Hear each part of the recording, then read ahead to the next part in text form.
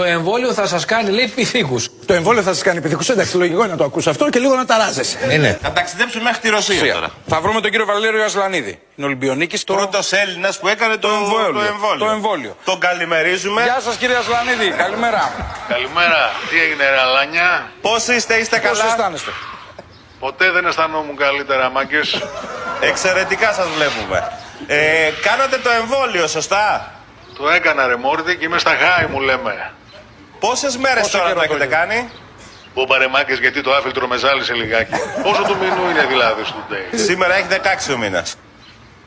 Πήγε 16, Ναι, Σαν πως θυμάμαι. Πες μια εβδομάδα και είσαι μέσα. μια εβδομάδα. Δεν είδατε κάποια διαφορά?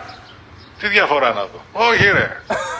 Είστε καλά, καμία παρενέργεια, τα πάντα καλά, σωστά? Όλα κομπλέ. Απλά τρώω πολλές μπανάνες. Θα κάνετε 2 δόσεις, 1 δόση, πώς είναι τώρα η διαδικασία? Με μία είσαι Super League, με 2 γίνεσαι Champions League. Ναι. Γίνεσαι τούμπανο. Άρχισα ήδη να κρεμιέμαι από κλαδί σε κλαδί και από δέντρο σε δέντρο.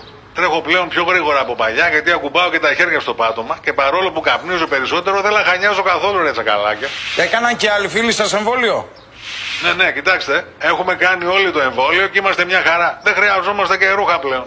Μάγκες, σαν την υγεία δεν έχει. Μόνο υγεία. Υγεία. Υγεία. πάνω απ' όλα. Να είστε Και να καλά. μας στείλετε καμιά παρτίδα να δοκιμάσουμε, ξέρω κι εγώ, Γιάννη. Ναι. Ευχαριστούμε πολύ, καλημέρα σας. Καλά. Είδατε κυρίες και κύριοι, όλα καλά. Όλα καλά, Δεν εντάξει. υπάρχει ανησυχία.